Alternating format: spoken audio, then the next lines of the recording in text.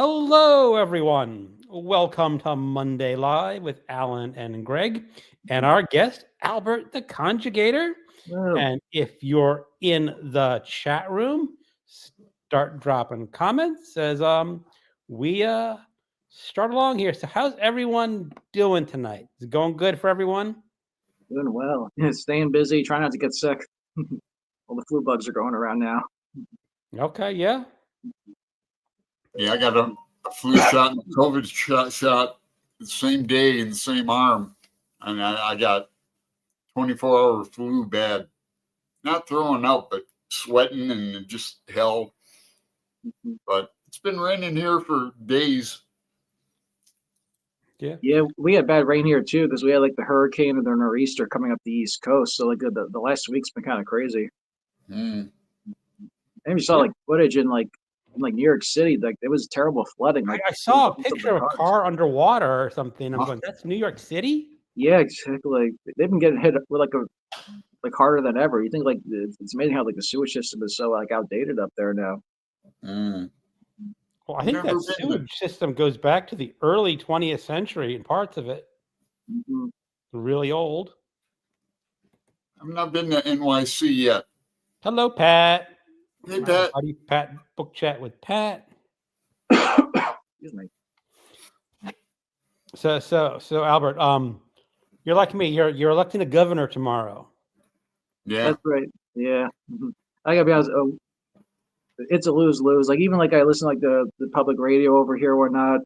Everyone's looking at the two candidates are like they both stink. So like, fortunately, like there's an old joke I heard once. I wish we could apply it now. Someone said when you vote for when you vote for an official, there should be a third option for none of the above.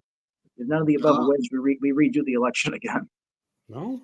Oh, with different candidates. Yeah, exactly. I watched a piece on her. She seemed really cool. Oh, what was that? Sorry. I watched a little thing on her just like an hour ago or so from this New Jersey girl. I don't watch her a lot. It came up in my feed. Mm-hmm. And she seemed really cool.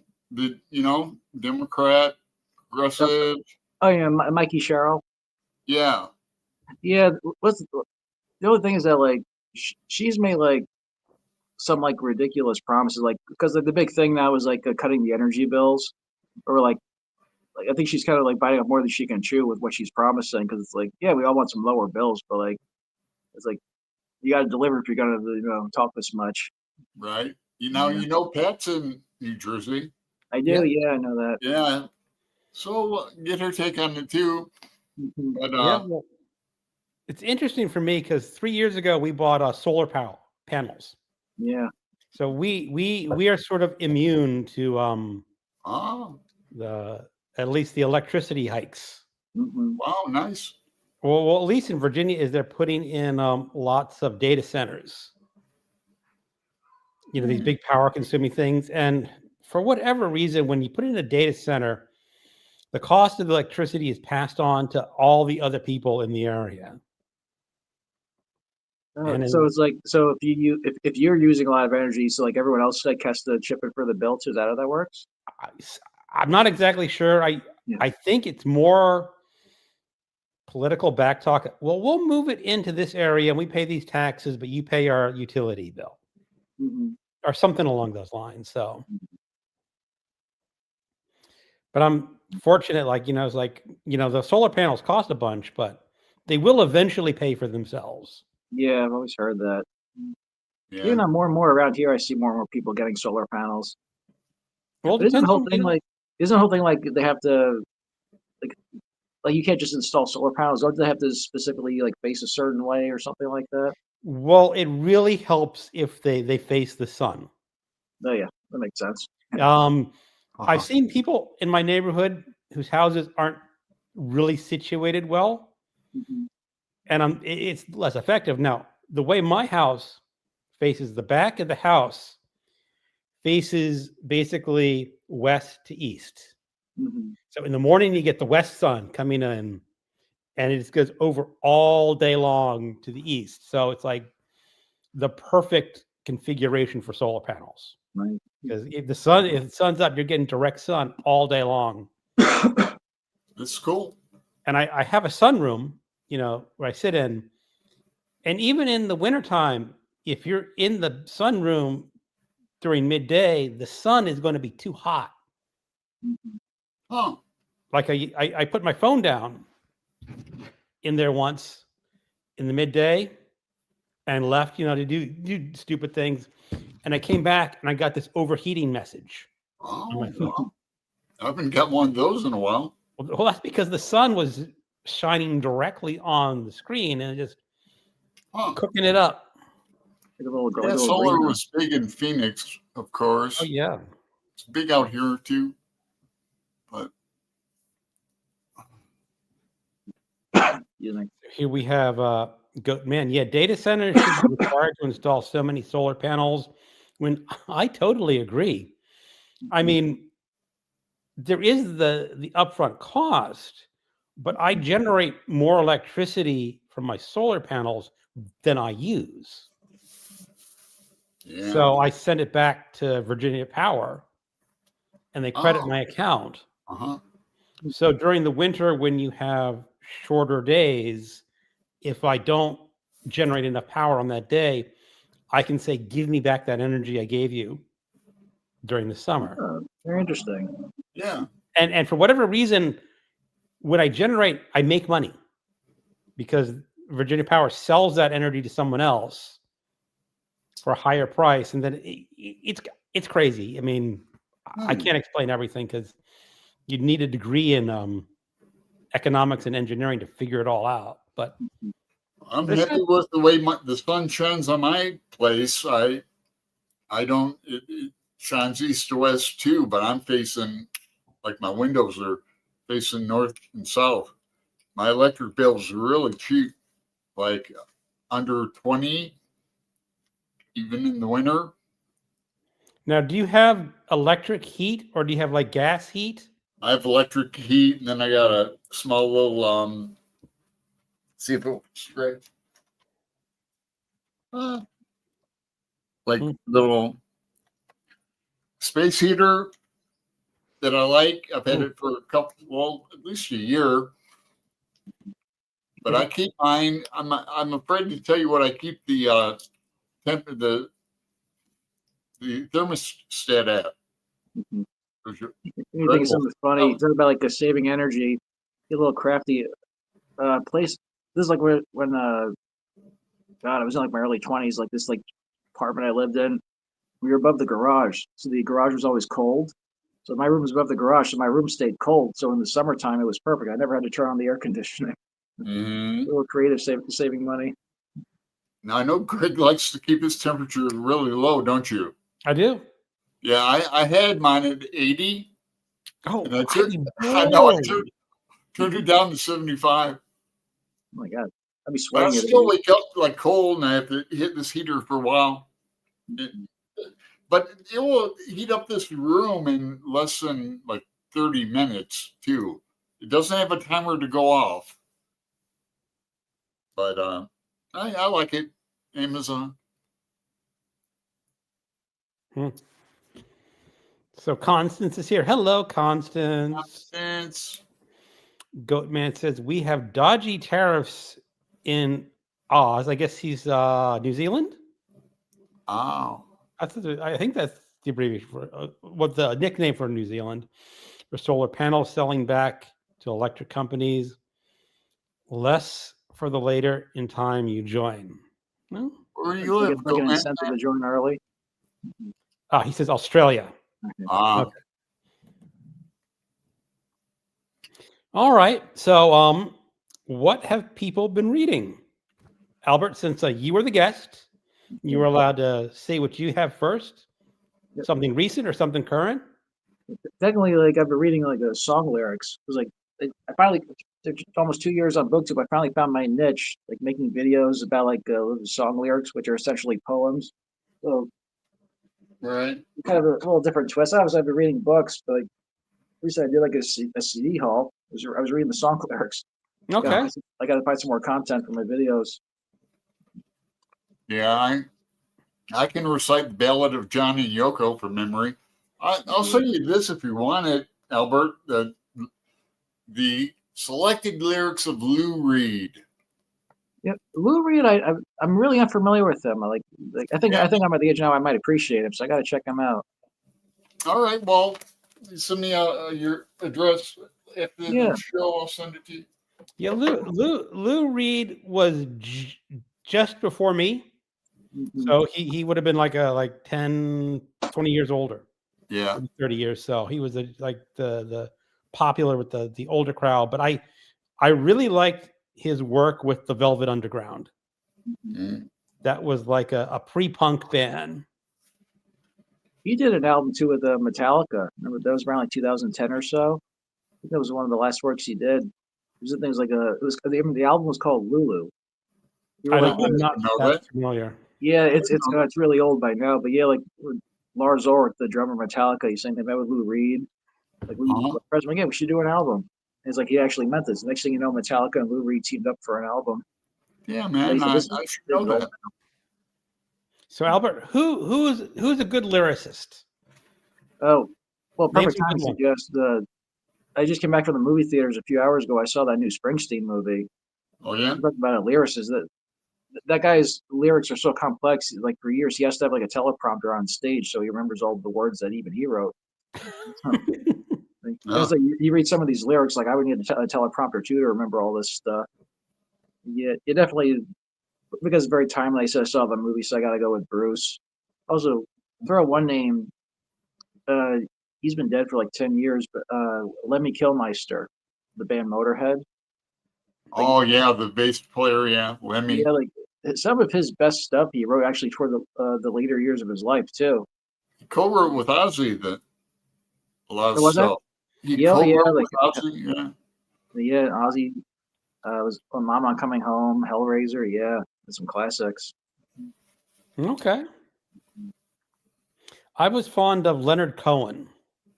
Oh yeah, of course. I love show tunes. Yeah. He doesn't do show tunes. Oh, he's not. Who am I thinking of? He's more a poet, like. Yeah. Okay, gotcha. Hallelujah. I like the fact that Cohen went into a monastery at age 65 for like a year. Wrote a book on that. That's interesting. Yeah, he sneaked in some whiskey and stuff. He did I think it's on YouTube. Oh, one of the crazier lyrics I've ever read, Alice Cooper, which says it up already, just the name. But I was listening just for Halloween. He wrote one of his best albums. He had his songwriter friend. They put out an album called From the Inside. It was about his time, because he was a terrible alcoholic back in the day. And back then there was no such thing as like rehab facilities. So he checks himself into a hospital. A couple days he sobers up and he realizes he's in an insane asylum. People that are genuinely insane. And so he and his friend, like he meets up with the songwriter friend when he was released. He goes, everybody in there was a song.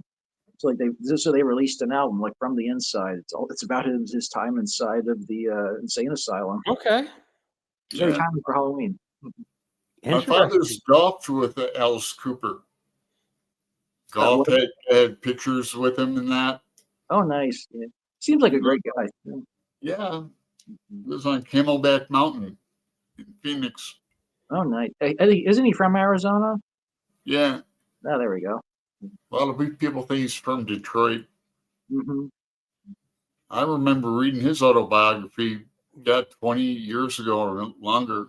He's probably got another one out, but yeah, I like Alice Cooper. God, don't get me started on remembering 8 tracks and stuff. All right.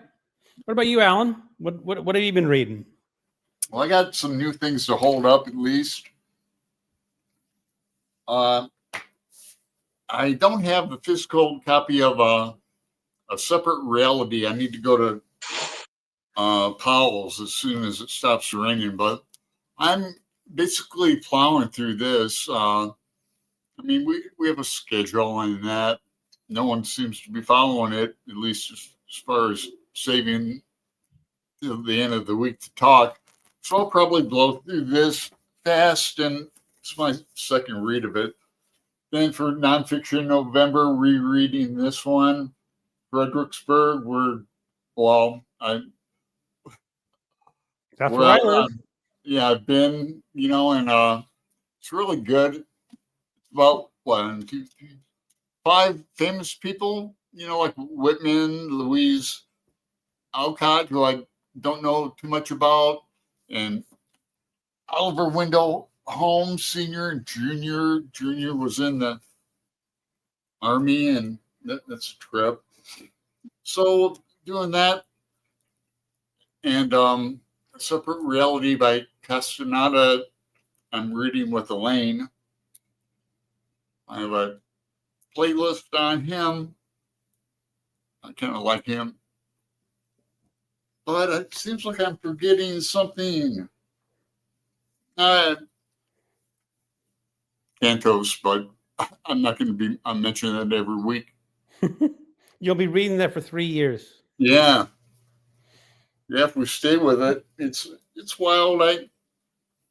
I should devote more serious time to it. I know. When I started it, late at night, is that it started with his poems that were all about Greek mythology and Greek history, and it was just so dense, and it's like I just don't know that much about Greek mythology and history. Well, yeah. Then he talks about the gods that aren't really popular, that we do know about. You have to look it up, and yeah, it's like deep cuts. Yeah. But I'm in the section now that's about America and the presidents. So later, I think it goes up to Canto 30. So there's different sections that are that stylistically different that we're concentrating on. And sometimes I just hope to make a ground basis in a book, like even Gravity's Rainbow. First time I read that, I had to go to Wiki and that, but secondary sources, I read it by myself. I used to love that stuff. Ulysses, Joyce, Finnegan's Wake. I'm kind of weird like that. I admittedly drunk and high and stuff, but I still laid the groundwork for rereading some difficult books.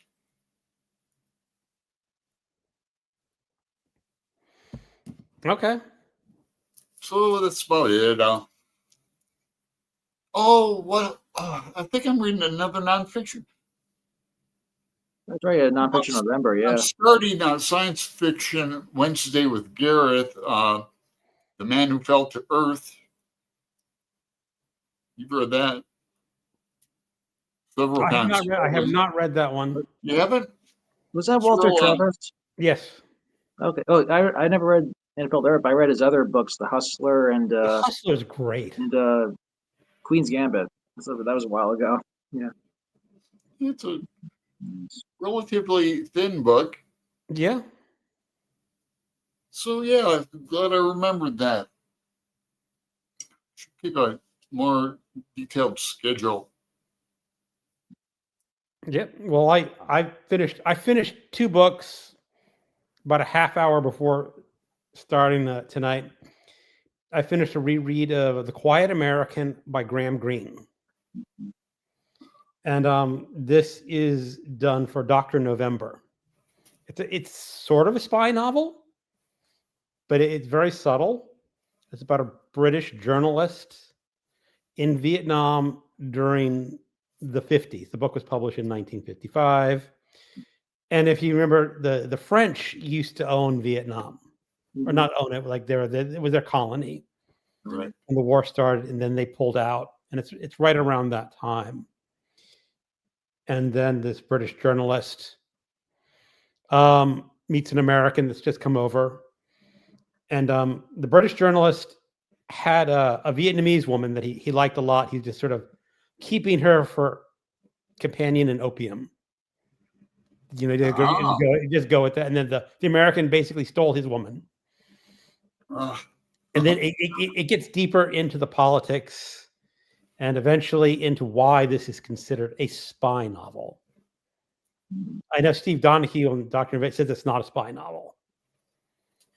Yeah. But I kind of think it is. And we are going to be doing a live show on Saturday, probably at Book Time with Elvis, his channel. It is nonfiction, you said, right? It's not, it is fiction, yes. Oh, it's fiction. Okay. Yep. But I also finished the nonfiction A Spy Among Friends about Kim Philby, who was a notorious British double agent who basically passed off massive amounts of intelligence to the Soviet Union, 30s to 40s. So it's a good nonfiction. Written by Ben McIntyre. Ben McIntyre is basically the nonfiction writer equivalent of Jean Le Carré.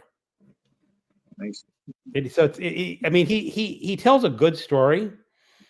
He doesn't get too much into the scholarship of the spying business. He wants to tell you who these people are, what they're doing, their greater ramifications. So it reads more like a work of fiction, just in his style, rather than nonfiction. But it's really good.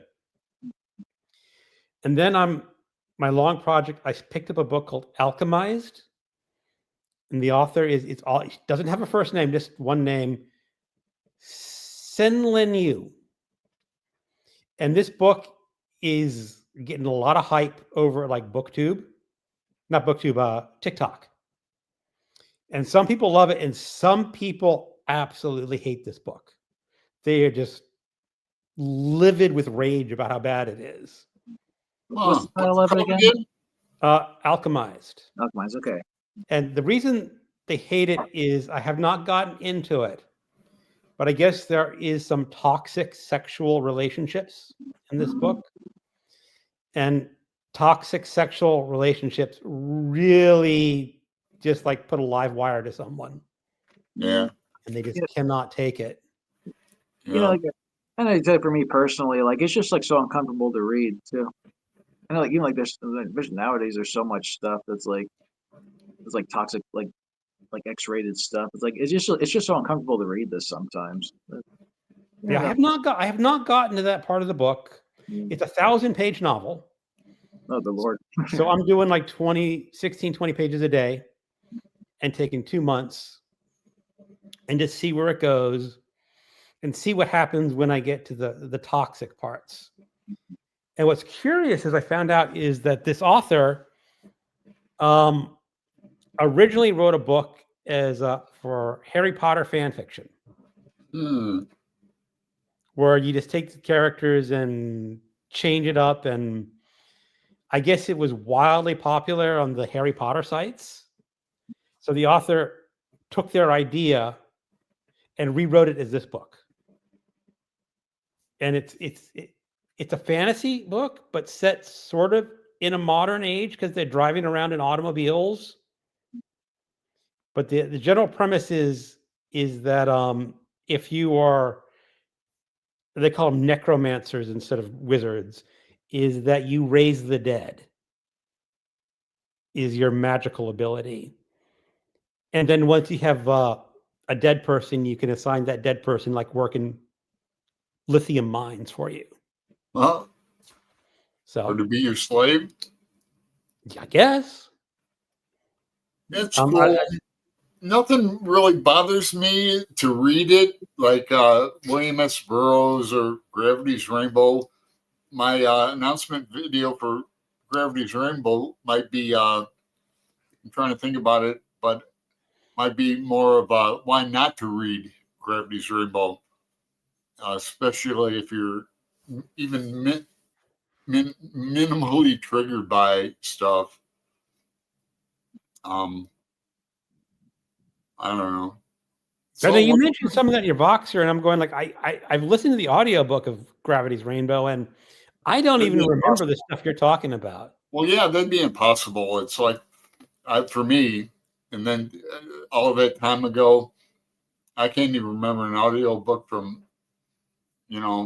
last month. But Yeah, Gravity's Rainbow would be, but I don't think you'll have a I problem. won't have. I don't really have issues with problematic content the way some people do. Oh no, but as far as searching stuff up, you might have to do some little computer Googling, but it's the same old. You're familiar with, paranoia. There's an intelligence institution that doesn't make sense. You don't even know what it's really for, and like that. I recognize the names, but I can't really remember exactly how it ends. That kind of thing. It would be my third read, but yeah, a lot of trippy stuff. But it's all in humanity. It's been done before.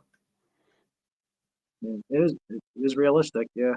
Yeah, that's what I'm trying to say. But Oh, William. Hello, William. William. Constance says Albert, maybe George M. Cohen. Oh yeah, we were talking about like I thought like Leonard Cohen was this song. Yeah, I think that is right. Yeah, George Cohen. Mm-hmm. Okay, you guys. So that's the person you confused him with, because yeah. Because Leonard Cohen's lyrics get kind of weird. Hey, Lee. Hello. All right. Not a chatty group tonight. Okay. Yeah. Better than. Yeah. I did get a couple books for like nonfiction November. I love reading nonfiction, so I got a couple of good ones here. Oh, what'd you get? Real quick. One's a biography, one's a history book. David McCullough, one of my favorites. This is his one about the Great Bridge. Oh, the Brooklyn Bridge. Oh wow, Okay. It's great. David McCullough, if you go on YouTube, you can find like lectures of his. They're like an hour long, but the guy's just like an incredible storyteller. Mm-hmm. He said something once that always stuck with me. He talked about how he quoted C.S. Lewis. C.S. Lewis had a line about the difference between a story and a series of events. And the quote was like, "If the king died, then the queen died. That's a series of events. If the king died, then the queen died from grief. That's a story." I always remember that with McCullough, because when he tells history, he always makes such a great story out of it. Yeah. This is a pretty chunky book, and it's all about a building of a bridge. Oh, I can totally get that. I mean, because when I read nonfiction, I like I guess it's called narrative nonfiction, where you're telling a story, and then there's sort of like scholarly nonfiction or academic nonfiction, where you have someone who's very knowledgeable about their subject and they write it down for other people who are knowledgeable about that subject. And you're making your point across, saying, look at my research. I came up with this new information. If you're not familiar with that subject, you're kind of lost. Yeah, it's a special art form of the like engaging storyteller. It is. And nonfiction can be just as engaging as a fiction. One other one I got, saw an interview with him. I didn't even realize this book was out. This one, Lionel Richie. Oh. I saw an interview with him. It was funny. Like it's like almost like 580 pages. Awesome. Yeah, I remember him doing like the talk show circuit and that. Mm-hmm. Yeah, so I saw him. He was on like a Joe Rogan. Mm-hmm. He was on Joe Rogan recently. That was a great interview. It's like that's on YouTube as well. He had a funny story too. He said when he wrote his biography, it was originally 1,000 pages, and the publisher's like, pretty short on Lionel. But he got out a lot of. He only got like the important stuff, so he got it down to like 580 pages. Oh. The guy's been around since like the 60s, so okay. Yeah. Mm-hmm. Yeah, he's got some stories for sure. I bet that'll be a good one. I like biographies. Mm-hmm. Yeah. I got Charlie Sheen's over there. I read like a third of it. It's due at the library. And so Lee says, thanks for being here to share my birthday. Well, happy birthday, Lee. You're 28, just like Steve Donahue.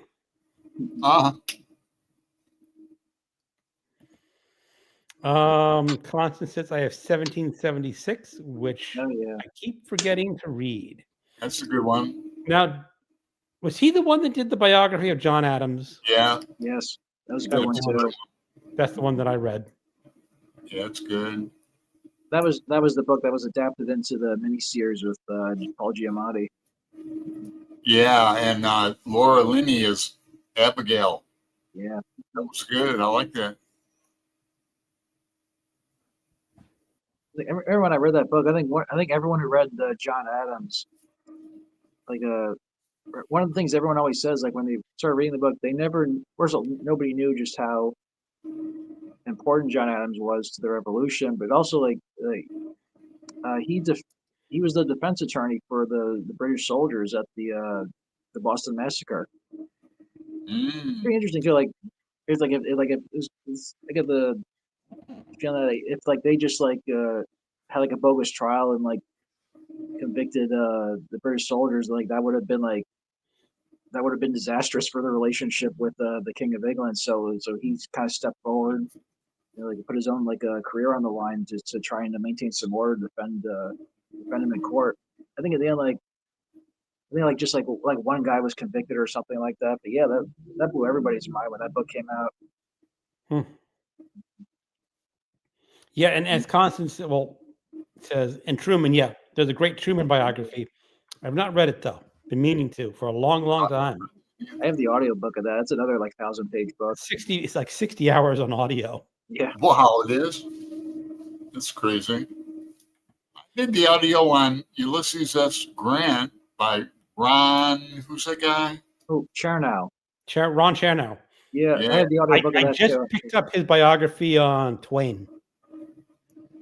No, I like to listen to that with you if it's available on Audible. It is available. I got it. Well, what happened was when I had my birthday last month, my wife was kind of hemming and hawing about what to give me, and she's an Audible subscriber like me, although she only gets like 6 books per year instead of my 24. And she says, "Oh, I have 4 credits available." And she says, "What 3 books do you want?" That's what So she did. So I got to make time. It's a big one too. It's another 60-hour book. Oh, yeah. Do you? I know. I've always heard people debate this. Like when you're listening to audiobooks, do you speed it up at all or anything? Oh yeah, yes. I do. Yeah, I feel like that's just like 1.2. But that's as fast as I'll go sometimes. It depends on the narrator. That's true. Yeah. 1.5 is my sort of standard now. Some narrators you have to scale it back. I'm up to 1.6. Especially when it's a complicated book, that the language is important and the details are important. You got to slow it down. Right. And some books I've gotten up to like 1.65, totally fine. Because some narrators are just really, really slow talking or narrating. So yeah, watch YouTube videos at 1.5. Usually I'm 1.5 too. That's how I watch so many. And again, it depends. It depends on the subject of the video and the narrator. Right. And the speaker. Yeah, I usually don't listen to YouTube unless it's music, like on the bus and that. I don't listen to BookTube because I can't hear talking, or audio. Too noisy on the bus or train. So everyone say hi to Michelle. Hey, Michelle. Yeah, Goatman says I have to slow it down. Usually my brain works so slowly. Well, everyone's going to be a little bit different, so.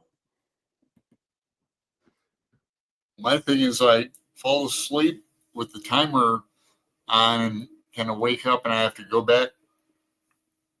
I might stop doing that too and try to read instead of listen. Fall asleep. I rarely just sit and listen to an audiobook. I almost never do it that way. It's usually I'm out for a walk, I'm listening to an audiobook. I'm driving, I'm listening. So I don't have that problem. of wanting to fall asleep while listening to it. I mean, it's very common. I'm saying when I'm going to sleep, I listen to it on a timer, so it will go off. Yeah. And but I listen all the time throughout the day. I mean, I don't listen while I'm playing guitar or like that, but I can listen and draw. So one thing I invested in recently, especially as a music lover, it's paid dividends. I got a pair of pair of Beats, like the noise canceling headphones.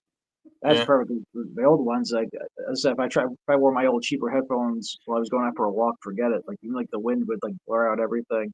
Yeah, like little Beats headphones are the best thing I ever invested in.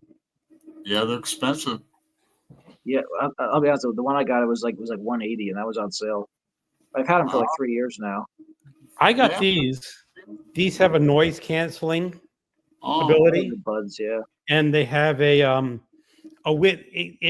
gets your app, and it says a wind reduction. Oh, nice. So you can hit that, and it of course it burns your battery faster. But I've had that problem with some cheaper headphones. If you're walking outside and there's wind, you can't hear anything because the wind is like, and the road noise just ruins it. But these weren't that bad. These were like $50. I forgot the name, but I used to have the AirPods. You know, the $200 AirPods are really expensive. Until my cat found one. Oh, good Lord. I said, okay, I'm just going to put it down here for a minute. And put it back. Yeah. My cat picked it up and goes, no. It's an amateur move. It's an amateur move for you. Yeah, so he punctured the speaker in one of them. So does the warranty cover pets on those things? I don't think, and it was over 2 years, about 3 years old anyway, so the warranty would have been out. But now I think you can buy an advanced warranty that will say we will cover anything, and you can kind of say cat toy covered. You might get a cat person to go, I understand, sir. Here's some new ones. So Constance says, I sometimes go 2.0, but some folks are too fast for me at the normal speed. I've gone to 2.0 occasionally, but not very often. It takes a very slow reader for me to go to 2.0. Yeah, imagine, I would really have to practice, like just like adjust my ears I had to listen a few times just to be able to adjust my ears at that speed. I think like the highest I've ever gone was like 1.5, and even that was difficult for me. Well, you get used to it. I mean, you can, because usually when I start an audiobook, I start at a lesser speed, and I get used to the rhythm of the narrator's voice. And then you can start building up speed a lot of the time. So Michelle, I like to listen when I'm in the greenhouse or cleaning. Yeah, I mean, washing dishes and listening to an audiobook that works just perfect. And like just this morning actually, like I was at the laundromat. Like I sit there, got my headphones on, like doing laundry is my favorite and one of my favorite things to do because it's like free listening time for me. I did same thing 2 days ago with my new earbuds. I like to do laundry here at like 3 a.m. No one's around. I made the mistake once. This is the laundromat. Like a couple washes ago, I had to go at night, so I was there at like 8 p.m. That's when the interesting crowd comes in at 8 p.m. So I'm with you. I tend to go at like I'll go at like 5 in the morning sometimes. So a big cup of coffee with me. Who do you see late at night at the laundromat?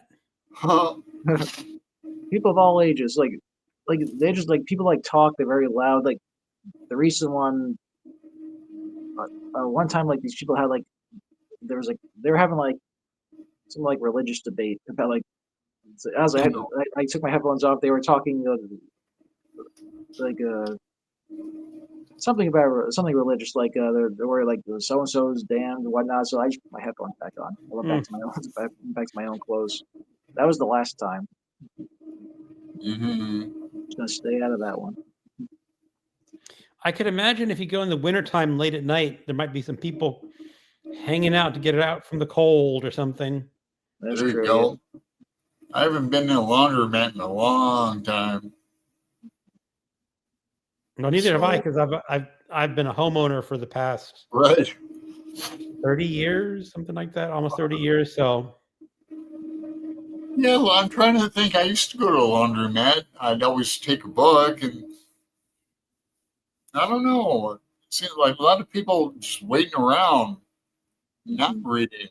What were they talking on their phones or playing a game? imagine what they did before the phones came around. Yeah, sit and stared at the. Right. Yeah, if I'm not reading or listening to an audiobook, I'm wasting time. I see a lot of people, they sit out in their cars and then they're on the phones with people too. So like the people don't even wait inside the laundromat anymore. True. So Constance says, I think my parents must have read to me at bedtime because I cannot stay awake on audios if I'm relaxed when I start. Yeah. I hear a lot of people say that they just fall asleep listening to audiobooks, which is why I always try to do something when I'm listening. He's talking about the narrator. Yeah, you get a narrator with a nice soothing voice, forget it. Like you'll be out. Mm-hmm. So Michelle, I'm always losing earbuds, iPods, anything without a wire. I picked up a Bose QC Open Run Pro wraps around the back and don't cover the ears for when you need to hear traffic or something. Okay. I have found that I prefer these type. These have the hook for the ear. Oh yeah. Oh yeah, you like those? Just because I notice like I'm out walking or something, and all of a sudden your earbud just drops out of your ear. Yeah, if you don't feel it coming out and push it back in. Right, and depending where you're walking. I still got the old fashioned ones that like the little bar goes over your head and rests on your ears. So yeah. All right. Those things are going anywhere. Yeah, that's how the beats are, huh? Yeah. They may take different styles, but I like the good old fashioned over your head, over your ears. Yeah, it keeps your ears warm too. That is true. I do double them. I do double my headphones as earbuds in the wintertime. I actually do that. I would too. So Lee says, Greg, have you read De Profundis by Oscar Wilde? I just finished it. Wow. It was really a heartbreaker. I have not. The only Oscar Wilde that I know really is The Portrait of Dorian Gray. Oh, you haven't seen One of these days, I need to go see The Importance of Being Earnest, but hilarious. Yeah, to be honest, I've never read Oscar Wilde. To be honest, I got to get on that. Which one? Yeah. I've actually never read any Oscar Wilde. It's like one of those. It's like it's probably been. I probably had like Dorian Gray on my TBR list for so long. Yeah, I got to get started on that. Dorian Gray is a really. I listened to it last month. Yeah, like I am familiar with the storyline. Like, no spoilers, but I'm familiar with the painting, so I know the gist of it. Yeah, I gotta read the whole thing. Yeah, do it in March. Yeah, well, I did it for Banned Books Week in October. And what's really curious is I always knew that Oscar Wilde was a homosexual.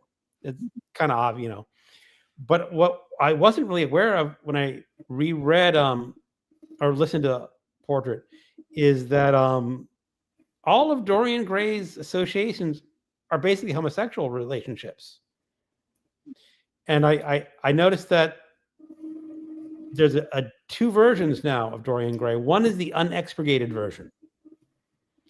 I guess that when Oscar Wilde submitted it to his publisher, he was a little more explicit in that these were homosexual relationships.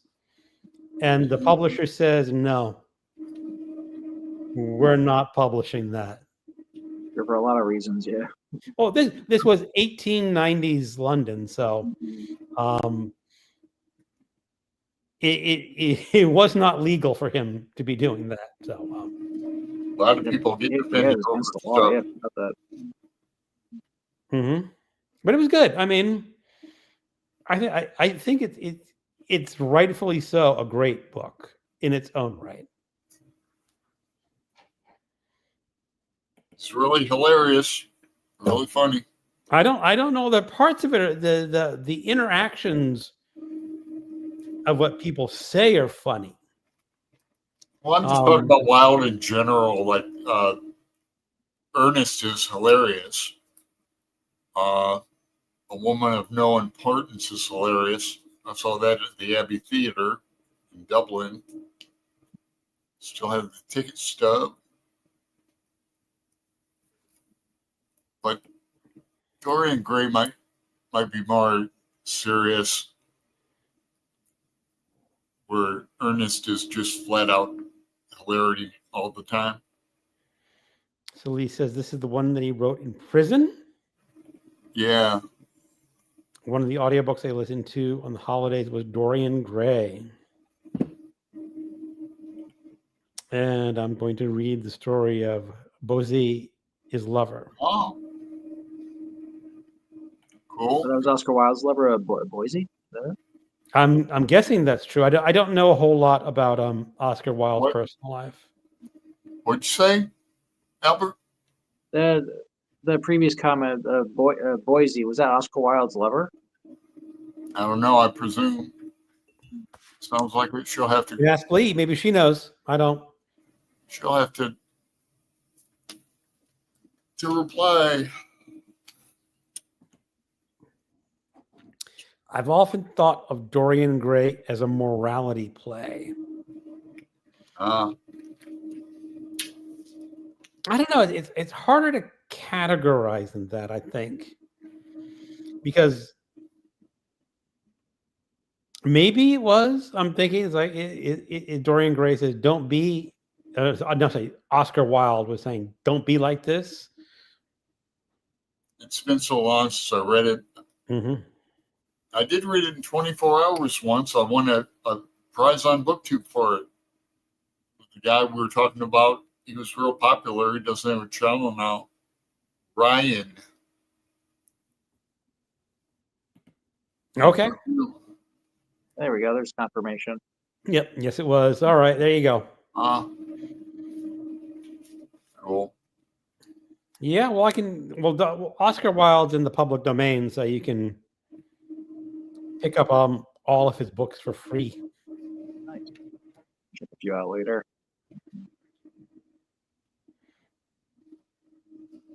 Well, All right. You guys read anything good for spooky? Guys, read anything good for spooky season? I read a whole lot of horror novels for spooky season. I just read Poe.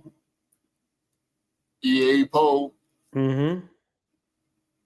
It was Nicole at Bookish Doug. She posted a video. It was a reading of The Raven, but it was narrated by James Earl Jones. You can find that on YouTube. That, like, just hearing that name, just as soon as I read that name, like, this has to be good. And so it's all on YouTube too. Okay, I was about to say, like, she'd have to post a link to it because that would be very much in a copyright violation, I'm sure, with James Earl Jones. Right. Yeah, it was just the audio, so it's online. Now, like when Alan was saying he read Poe, I also read the short story Fall, the House of Usher, which is, he's one of his most famous short stories. Yeah. But I also read a book called What Moves the Dead by T. Kingfisher. She is a contemporary horror novelist, and she basically retold the story of Fall, the House of Usher with a few modifications. She added a few more characters, a few different relationships in the story. Now, in her story, the narrator was a soldier from this country named Rivera, something like that. But the country is actually borrowed from the book The Prisoner of Zenda. Have you ever read the book Prisoner of Zenda? Yeah, Never heard of it. No. we heard of it. It's a very famous adventure story. And I'm getting back to Poe in just a minute. I'm just digressing. And in The Prisoner of Zenda, it starts off with a man in the 19th century who happens to resemble very closely this prince of this very tiny foreign country. And there is sort of this coup going on where they want to get rid of the prince and they want him to impersonate the prince and marry a princess from another country. And it gets all complicated. I'm not talking about Prisoner of Zenda, but in this story, her narrator is from that country, which you can do now because Prisoner of Zenda is in public domain. You can fan fiction all you want. But she also made the narrator a woman. So she's more in love with Madeline, kind of in love with Madeline in this story. It's kind of complicated. But they still have these weird relationships between brother and sister's got this weird disease. And if you know the story, it follows. Remind me, I confuse it with like one of the Buried Behind a Wall stories. The Cask of the Amontillado. Yeah. Oh, love that one. It is. Well, the thing is, Poe had this thing about being buried alive. Yeah. We were mentioning it is that it was a real fear back in the 19th century that some people thought they were going to be buried alive. Yeah, it's like you're in like a coma or something. Then like when they bury people, didn't they put like a rope in your hand so you they put a bell. Yeah. Like I'm still down here. Yeah. And they called it a dead ringer. Yeah. Oh, there you go. Dead ringer. Very, very educational tonight. Yeah, so it's I mean, I'm not going to say that this What Moves the Dead was a great book.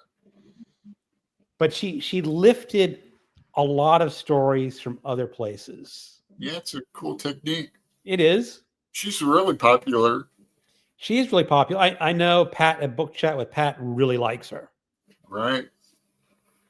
And she's a kind of horror author that's not really super graphic. So you're not going to have flesh-eating zombies chewing on things and gratuitous that kind of violence. No, there is a very unusual scene with a rabbit. And you kind of know because you look at the picture of the book and there's this rabbit on the cover. And something's happened to this rabbit and you can't quite tell from the picture what's happened to this rabbit. But then you get into the book, you figure out what's happened. So it's an interesting twist on the Poe. I love that. Like take a classic story, make it contemporary. I always love when people do that. Yeah, well, yeah, they said there's some things in the Poe story that just don't always make perfect sense because Poe was all about atmosphere. And you're kind of go, did he know that he buried his sister alive? Oh. You know? And what really happened? Because she was sealed in her coffin, and how did she get out? And yeah, I want to avoid spoilers. But go back to the Cask of Amontillado.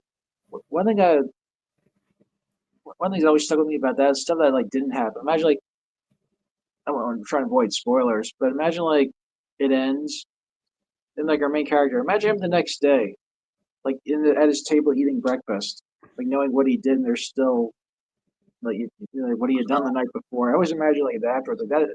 To me, it always like creeped me out. Like it's always seemed like such a cold story. Yeah, no. How does somebody live with themselves like that? Well, I remember the last sentence of Cask of the Amontillado. What was the last line? It's escaping me right now. And it's been 50 years since that day, or something along those lines. Oh, okay, yeah. I like the part. So he, I mean, obviously, he started doing the math. 50 years. He was probably 20s when he did. So he had this old guy, probably in his mid to late 70s or early 80s, telling this story. Well, yeah, one thing also, why I love that story so much, we don't get any answers. It's like why does he hate this other guy so much? Was it justified, or is he just nuts? He insulted him, Yeah. and you But don't get did- the insult really. Yeah, did they like specifically say why though? Or like No. what he did? Yeah, So- the And movie it, was you so open. know, it could have a been smaller button. or you got a big butt or something like that. Yeah. And Maybe the guy was just sensitive too. Maybe I sensitive, think the character of Fortunato was the type just to spew out random story, then like that Yeah. vaguely humorous in his mind. Mhm. It's like, oh, your narrator, he was drunk last night and fell down the stairs. And he Yeah. took that as a grievous insult. But you don't know because you don't get that detail. But I felt in my it was really probably a rather minor insult in reality. Mhm. But he was just the psychopathic kind of mind. I thought the insult was overwhelming, but I like the part where Monteyato starts. He realizes what's happening and it's real, and he starts trying to act like it's a joke. Oh, yes, senor. Great joke. Ha ha ha. Let's go taste the wine. Starting to dawn on him. It's crazy. And what else did I read? Horror. I read a book called The Lamb by Lucy something. The name. And I know MJ really likes this book. And it starts off somewhere in Scotland where this daughter is being raised by her mother. And let's just say the mother lives sort of in a remote area. A lot of people go hiking in this area and they can get lost and they can disappear. But the mother's actually taking them and eating them. And she's teaching her kid how to eat these people. Great. And it progresses the narrator as when she's young and he's growing up, and her mother takes a lover, and the lover gets into this thing where they're going to be taking more people and eating them. And not a big spoiler, but eventually they decide, your daughter's not really trustworthy. Let's eat her. Oh, wow. You ever seen a movie Eating Raoul? I did. It's an old cult one. Kind of weird. It has one of my favorite lines of a movie. And let's just say the basic premise is there's this couple who invite swingers over to their place Yeah. to kill them and rob them. And there's one point where they're going to this swinging party to try to get a new victim, and this one guy falls on his knees and goes, "Whip me, beat me, make me write bad checks." God. Make me write bad checks. That's really. I still write checks. I write one check a month for rent. I do And too, I actually. Yeah. electronically do that. Me too. Yeah, I do all my bills electronically, but I still write a rent check for my landlord. Wow. So you do. Yeah. I used to have a Cleveland Browns checks. Do you have any like Yankees checks or anything? No, I got my bank. I got like the standard checks I get from my bank, so I never got the personalized ones. Yeah, me too right now. But Okay, Lee has something good. She says, I read one by Alexander Dumas where he sits with a group of people. You say that the heads from the guillotine were alive for a while because he was bitten by one. ew. Yeah, Hold he's on, good. Lee. Let's see if I have. That sounds so good. I've read now it's gonna slip my mind. Dumas. The Count of Monte Cristo, when I was in the joint, good place to read it. That's a big ass book. Oh, Monte Cristo's fantastic. Isn't that the line from a Shawshank Redemption? Like they're getting the books to the library, and Frank tells him the Count of Monte Cristo. He tells all the prisoners, "You like it? It's about a prison break." Uh-huh. Well, see, this is my collection of Dumas horror short stories. And Lee, in the comments, if you're here, let me know if any of these sound familiar.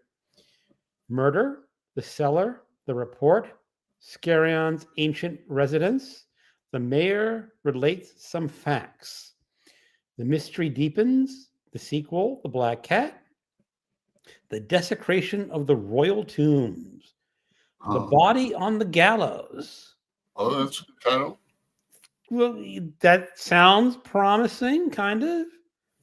The Bracelet of Human Hair, The Carpathian Vampire, and Conclusion. Or maybe this is a novel, not horror show. I don't know. Well, Lee, let me know. That sounds like a fantastic story that I'd love to read. Yeah. And there she says she can't remember the title. Albert, if you like that type of book, try Stone Blind by Natalie Hayes. I've heard Natalie Hayes. Never heard of Stone Blind. I'll look that one up. I've heard him. Have I read any? No, I don't think I've read. There's another lady who does this. She did Circe and the Song of Achilles. That's Madeline. What's her name? Madeline. Yeah. Something. Miller? Could be. I haven't read those yet. Circe. I've read them, but I'm just drawing a blank as to her name. Hold on. Somebody. Oh. I Madeline. think it is Madeline Miller. Oh, Yep, Madeline Miller. yeah. See the cover. Ooh, that Raoul movie. I have not seen it since the 80s. Yep. Yeah, Michelle and I chat periodically, but she likes a lot of wild stuff. Yep, Like Miller. Miller. Mm-hmm. Yeah, Eating Raoul. Boy, I back in the day VCRs, I had two with a little cheap adapter that you'd buy to take the tracking off so I could record it. So I had all the great directors, well, not all the great directors, but many, and classic movies. I had them all like organized. That's why my favorite poem is One Art. The art of losing isn't hard to master. The Art of Losing is the Art to Master. That's a catchy title. It's a great Villanelle poem. Of one art, losing things. Well, Albert, are you participating in any upcoming BookTube events?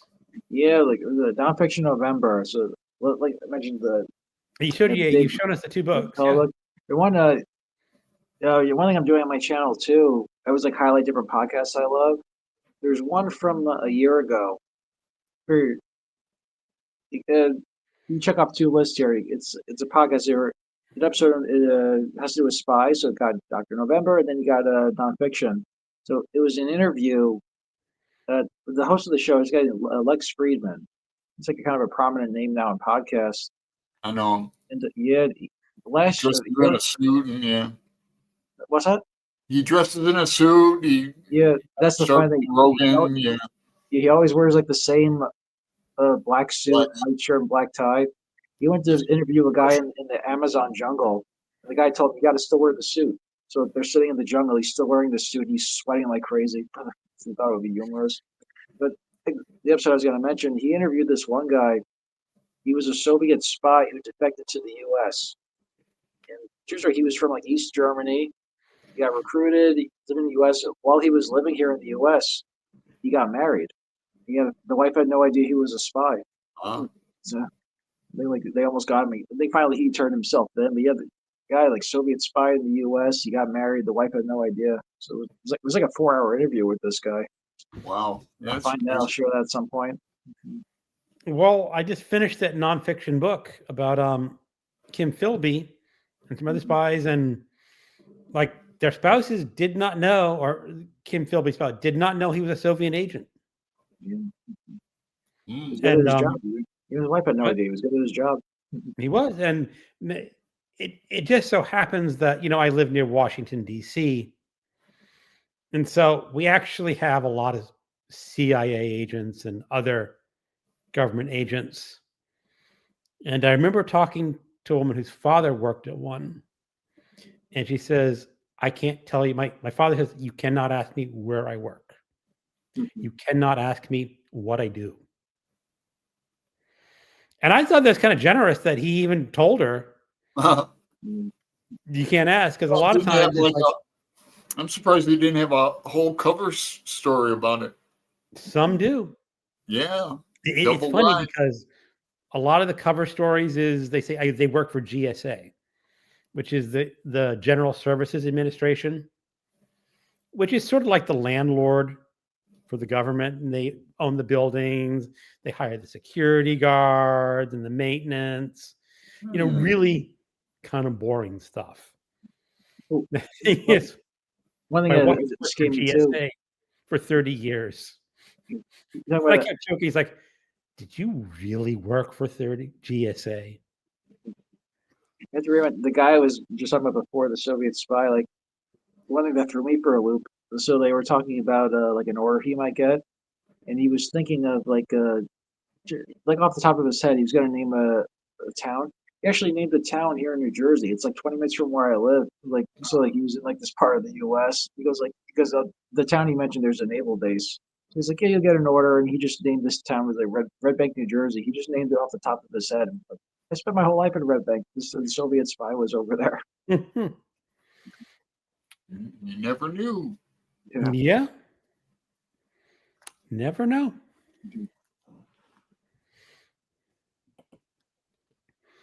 All right. In the Americas, kids don't know their parents are Soviet spies. Excellent series with Karen Russell. Yeah, I never Hmm. saw it. I heard great things about that show. I never heard of it before. Yeah, I think it was probably on maybe like 10 years ago. The Oh, Americans, but like as Libro says, it was like I never saw it, but I know like a bit of the story. These Soviet spies, like they're married, they're paired up, they're in the U.S., but then they have kids, and they said that the kids are like raised to be Americans now. So they don't know the parents are spies. Hmm. Sounds like an interesting. The main actor who's in it, I can't remember his name, but like you'll know his face if you see him because I think that kind of like launched his career. And the actor who plays the main guy in the Americans, he's been like so many things ever since. That show was like a launching point for him. Hmm. cool. Don't know it. And events for me are just John Irvine, The World According to John Irvine. So reading that, and then Queen Esther next month. Some people already have that. Do you have it, Greg? It's officially published tonight. Yeah, I On the wonder how 4th. they got it so fast. I don't know. Maybe they got it, did a pre-order and it came a day early. Oh, I got a Kindle version coming at midnight tonight. yeah, I might just get it on audio. No, Or you don't have your copy yet. I have it on hold from the library, so I might get it in time. You might get it, might not. You never know. I'm pretty low on the list. So, yeah, I utilize my library. Got 2 books to take back. Well, that's good. You probably have a very good library system in Portland. Pretty good, yeah. They're remodeling my neighborhood, so I have to go to the nearest one, and I don't drive. So, but I try not to sweat things like if I have to take 2, 3 buses or whatnot. I mean, it's all time. Got a book in my ear. Mm-hmm. Michelle says entertaining series. He's an Irish actor. Yeah.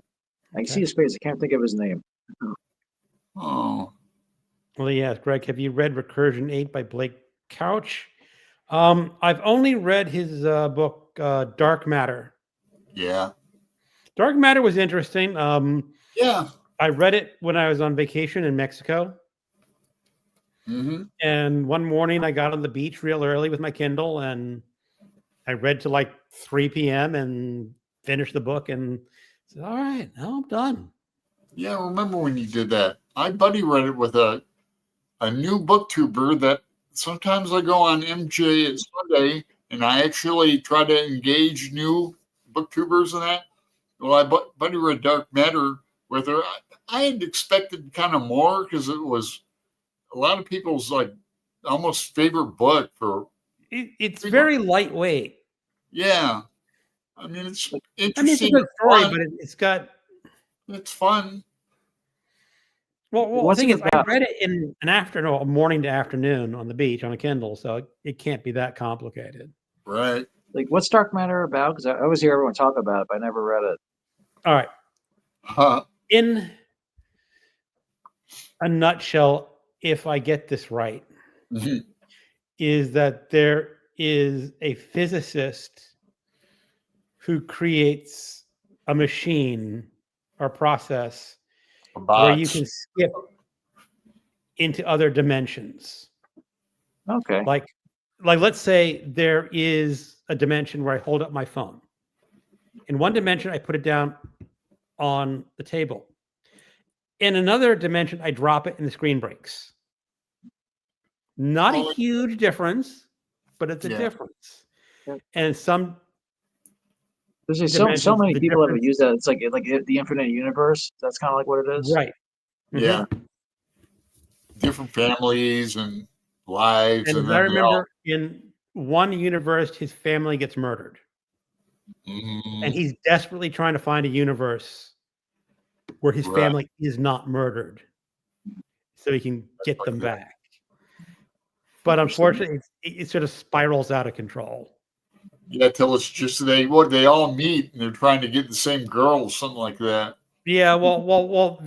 Of course, it's like if he's doing it in one universe, another self is doing the same thing in a different universe. So which one they're does all she trying want? That's a big spoiler. Yeah, you spoiled it, Alan. I gotta stop doing that. It's one thing to spoil classic, but yeah, it dawned on me how that ends. It ends kind of wild. It's a good idea that you took and just went with it. Yep. That's massive the guy's raise. name. Matthew Reeves, yeah. All right. Made that money. Shall I go get it? I'm not sure, Lee, what you're trying to get. Libro agree music is a superb knob filler. Knopfler. Version 8 is supposedly about the last man on Earth and a fatal virus. Okay. They didn't use the usual 80 hits. They picked lesser known or Peter Gabriel songs, for example, Brilliant series. I guess they're talking about that In America series. Oh, I like Peter Gabriel. I've seen him live a few times back in the day. Like Genesis. Okay, You have all those albums. Michelle says, Libro, they used the same piece from Dire Straits in a serious West Wing episode. Okay. Well, Albert, my voice is given out. And we've been here I've been an drinking hour water and all day. 15 minutes. What? I was drinking like water nonstop because I was getting a little bit of a cold too. I was trying to hold the coughing throughout the episode. Yeah, so let's wrap up any conversations that we got going. Any last comments, Albert, or last comments from the chat room? Yeah.